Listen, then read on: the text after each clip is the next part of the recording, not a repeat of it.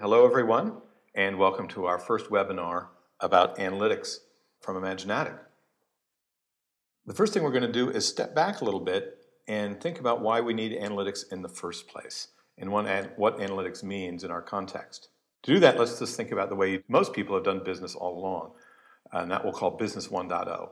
Business 1.0 was created by Alfred Sloan and Henry Ford and Thomas Edison a century and a half ago, and it hasn't changed much. It's where you have annual goals and objectives. It's where your work is carried out in small teams that typically don't change very often over time. And if you work that way, and many of us have, what you find is that it's not good enough anymore. The world is changing too quickly. The people you compete with are all around the world. The competition is global, and knowledge and information and technology change so quickly that small teams of people just go out of date. And so what you find when you're in that world, and the reason we're talking today, is that you need broad input quickly. You need to get more eyes on the problems, you need more expertise from more different places, and you want it right away. That's the first wall. And a way to get through that wall is to use Innovation Central challenges. That's really their broad goal in the broad sense, is to help you get over that first barrier. When you do that, what you get from running challenges, as you well know, is you have a tool that gives you broad access to, instead of a team of 10 or 20 people, to hundreds if not thousands of people. And you get a lot of input, you get collaboration, you get building, you have decision and support tools, and many times you find, I wasn't quite ready for this. I have too many ideas. These ideas are coming from people I don't know.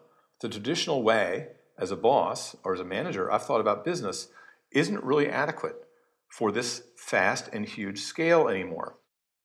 So there's another wall. And that wall is what analytics is about in the broadest sense.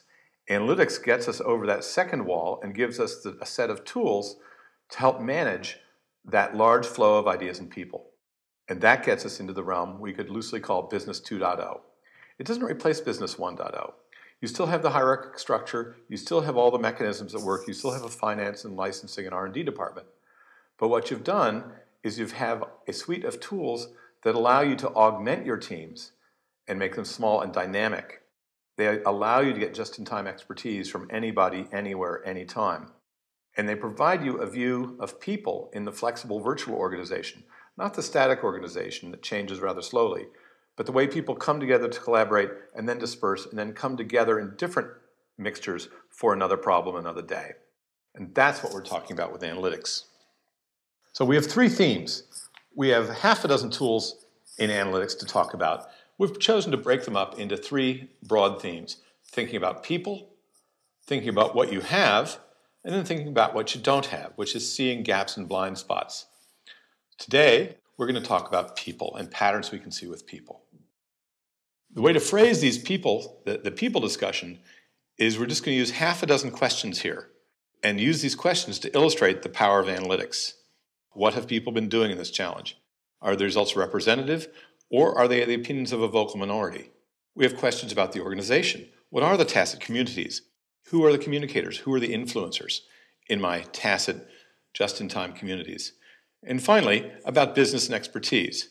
For example, who knows about software licensing? Who knows about veterinary medicine? Who knows what Alice Jones knows? So all these are good questions about people. Now, we're going to pause and go over and do a live demo. Here are the 6 tools we've got in analytics.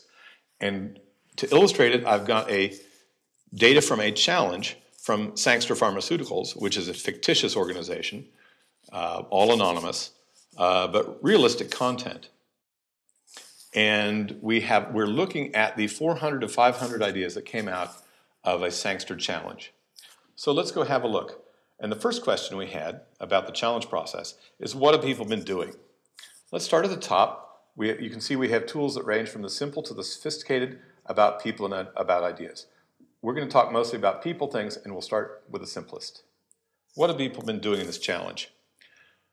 This is a familiar view of 2 tag clouds or word clouds automatically created from all the content in the Sangster challenge. We have one on the left of who, and these are clearly people's names. We have one on the right of what, and these are keywords that have been created and found in all the content of all the 400 ideas and comments. Well, let's look at what people have been doing. We see Nicole Dyer has a very big font, and right away we can realize, without being told, that means she's probably the biggest participant in this challenge. After her, Alvin Wolf is a distant second, maybe Marie Kelly, and other people to a much lesser extent. I'll give you a clue. When you see one big name like that, it usually means that person might be the administrator or the sponsor of the challenge, and they're in there all the time contributing a lot to encourage and review what others are doing. The what, we'll talk in detail another day, but now we can just see a broad overview of what people have been talking about. And like I said, this is from a drug company, so we see words like drug, develop, compound, project, research, pharma, patient. We see words that are consistent, biotech. We see words that are consistent with this being a pharmaceutical project. Let's have a look at a few metrics to learn a little more. What people have been doing is they haven't been collaborating as much as we would normally like. These simple metrics show us about collaboration, complexity of ideas, and the diversity. Collaboration is a people thing, and we'll look at that. The green bar here is in Imaginatik's 15 years of experience in running challenges in corporations all over the world, is our best advice on how much people should be collaborating. Roughly speaking, that means commenting on others' ideas. It means other things, but that's most of it. And we're a little low in this one. So we think that this challenge would probably benefit, or would have benefit if it were closed, could still benefit if it's running, by a little bit more commenting and building upon others' ideas. The ideas are rather complex. We'll talk about that in another webinar about the content. And the ideas are nicely diverse, which means they represent the broad community of participants. But the comments are low in diversity, which means they're mostly coming from a vocal minority. It's a pretty common pattern. We'll dive into that in a second. Well, that was the segue, wasn't it? Our second question is, are the results representative or are they opinions of a vocal minority? Let's look into participation.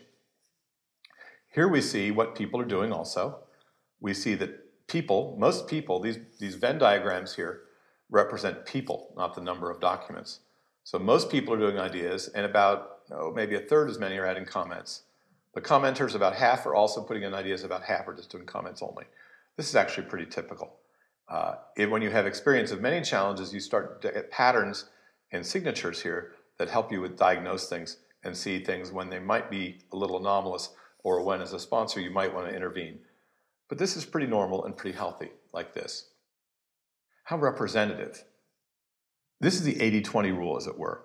If this were 80-20, it would mean that 20% of contributors put in 80% of ideas. That would not be what we want. That would be dominated by a minority. In fact, we're doing pretty well here because we see that 70% of contributors are putting in 80% of ideas. So that's good news. That means we're getting pretty egalitarian participation in our challenges. By the way, just a data point, supposedly in Twitter, you've probably seen this too, that something like 95% of tweets are generated by the most active 1 or 2% of participants. Twitter would be an extreme, worse than 80-20. It would be 95-5 or 98-2. And that's not the kind of environment we want in a business. We want to see broad participation and a representative set of ideas. And we're doing quite well here.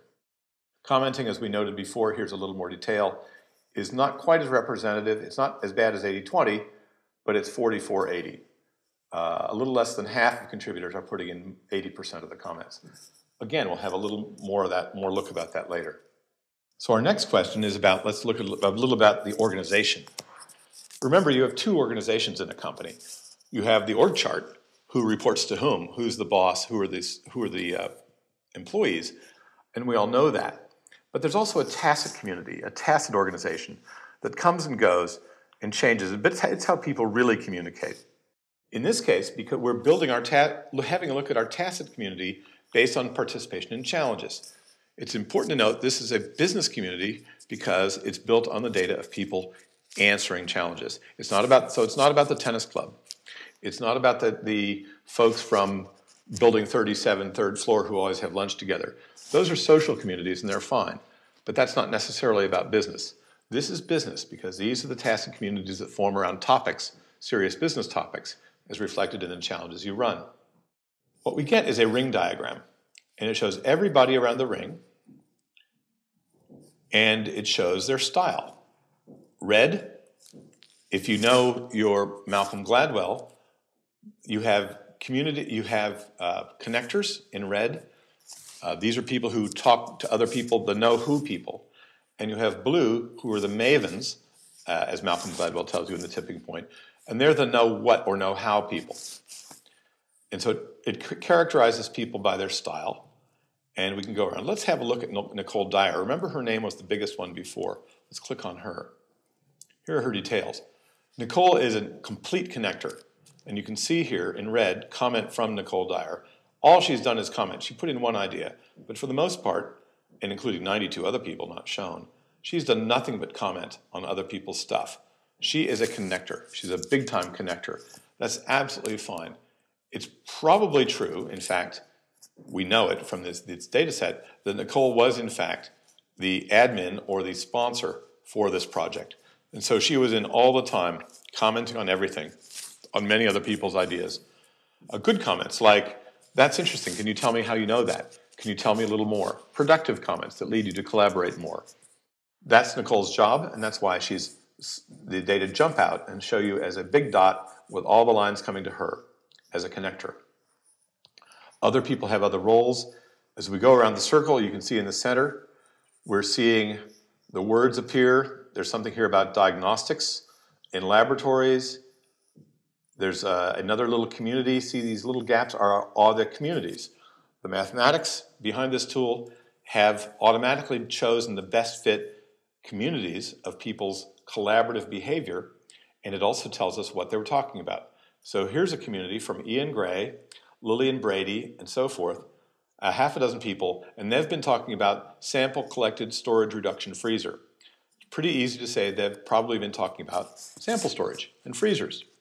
That's a topic. Here's a community. This tool has jumped through what otherwise would be very hard to perceive in 400 to 500 ideas, and it's told you in a second or two. Now, if you're interested in that topic, you immediately know who to call. Pick up the phone, talk to Ian Gray, talk to Lillian Brady. You don't really need to know much more. If you're not interested in the topic, that's also fine, and from now on you could ignore it. That's the value of the tool. It reveals to you the patterns that are implicit in large data sets. Let's go down here and look a little more. Here's another interesting pattern. See all these little doubles and triples? These are what you call cliques. A clique is a group of people who chat among themselves but don't chat to anybody else. And these are all little cliques. Here's a foursome with one thin connection. If you're running challenges that are simple question and answer, that a clique may be okay. But if you want to drive innovation and collaboration, this is the signature of an organization that isn't ready for that yet or isn't responding to that yet. People are not connecting very much at all when you have the signature of lots of little cliques. So it's one of the things that the tools gives you a heads up. It may be fine, again, if you're running a simple question and answer project, but if you want a lot of collaboration, it's not happening. And that's very normal in organizations that are new to this. Second, it says, and you can certainly ask us for advice because we do consulting, of course, as well as provide the software. What could I do about that? How would I promote more collaboration? Seeing these cliques, how can I get them out of their box? And there's a lot of best advice on doing that, just that sort of thing. Again, the tool doesn't solve the problem. What it does is reveal it to you in very simple and direct visual terms. Our next question is, who are the communicators and influencers? We have a hint here. So we see Mary Kelly. See how she's red and she's got a lot of lines coming into her? Certainly we have Nicole Dyer over here. A great big dot with all kinds of connections funneling in. But let's get that a little easier presentation. Here's a table. These are the glue. You've probably heard a little bit about social network theory, if you will, in the popular media, where some people are glue people. If these people disappeared, your social network would fall apart. They're the ones who connect other large groups by the actions they take. That's true here too. It's also true in your business communities. Here we find in the math of the business network, who are your connectors? And here they are in order. Nicole Dyer, Alvin Wolf, Claude Nicholson, Mary Kelly. And we also show you their style. Again, red is a Malcolm Gladwell connector, someone who knows who, doesn't necessarily know what. Blue, here's Vera Melton, is the kind of person who puts in ideas that other people feel it's worth commenting on. So Vera Melton is probably a maven, Gladwell would say.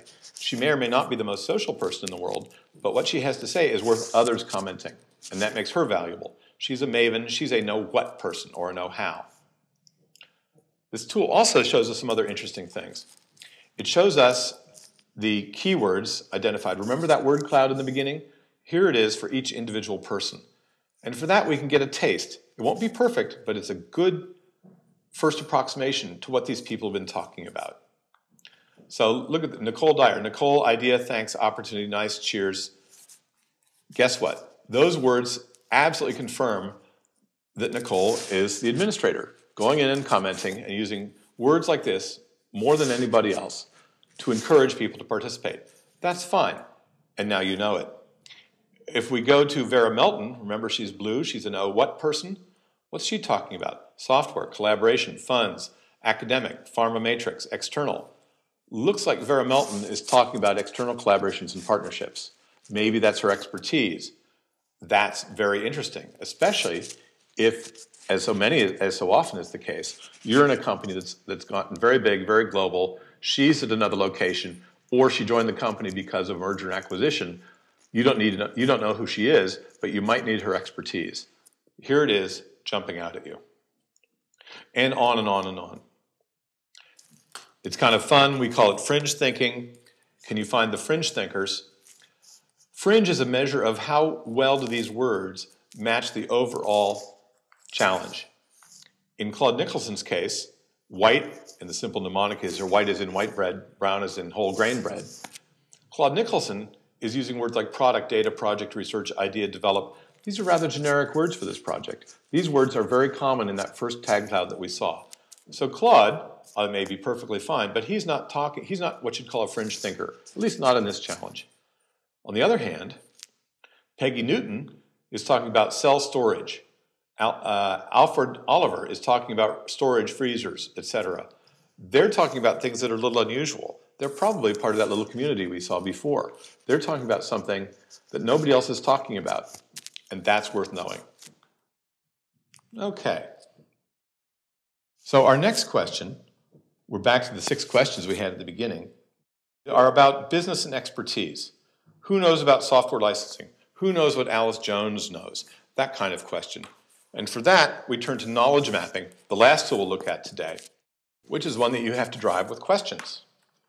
So we're going to ask, and of course I've picked a story here to match the data a little bit. We have to put ourselves in the shoes of a business leader who wants to know what the organization knows, especially the tacit organization. In all this challenge and all these ideas, is anybody talking about veterinary medicine and alternative ways of dosing animals? Now, if you're in the animal health business, that's a very legitimate thing to talk about. So let's try, who's talking about animals? Well, this is immediately, and I'm going to colorize this by the Malcolm Gladwell colors. I'm going to show people's names. So right away, just the word animals, it's now going to run a comprehensive search just like that over all the 400 to 500 ideas and the 300 to 400 comments in here, and it's telling us who's talking about animals. Let's build this out a little more. It's helping us. We can either type the word veterinary, or it's telling us that word is already appearing in the statistically probable words based on what we just started with. So we'll expand our query with veterinary. Let's say we're interested in not dogs and cats, which is called companion animal health, but livestock, cows, horses, sheep, which is, of course, a major branch of veterinary medicine. Well, it turns out that we have a couple of people, Regina Adams and Tom Aston, who have been asking questions or thinking about, here we go, partnership with food industry for live production products. They've been thinking about that. And now we know. We know the documents. We can have a look at the document here. And we know the people. Both are important. Traditional search tools just find you text. It's very important here to find human beings, the people, what they know, and how they're connected. Now remember I said as our hypothesis, okay, that's all fine. Now I have a little bit about animals. Let's go think about novel delivery methods. That's actually a big deal, of course, for cows and livestock and things, because you want the farmer to be able to dose safely and accurately and not have to have an expensive veterinary call and all. That would be a competitive advantage, to have a new drug for those kinds of animals which can be given in some safe, perhaps non-traditional way. So let's try a few more words. Delivery. Let's see what happens. Let's try device. And you just have to experiment. This is a fun tool. You just have to explore. Let's look around the device and delivery and see what we see. Inhalation. Now there's a good word because maybe, I don't know, maybe that's something interesting to learn about. It seems silly at first, but not if you're in this business. The idea of an inhaler for cows. The innovation starts with things that often seem a little oddball, but that's exactly what we're doing. So let's try other types of, what types of diseases? Let's try medication. That's a large community around medication. Fungal. Now, fungal diseases are a big deal in the livestock business. So let's see if there's any mashup, if you will, or anything in between there. Now, I'm going to stop here and look what we have. We have basically two communities, and we didn't know that before. It's important to emphasize. Aside from a pretty picture, we've now learned something about our tacit organization.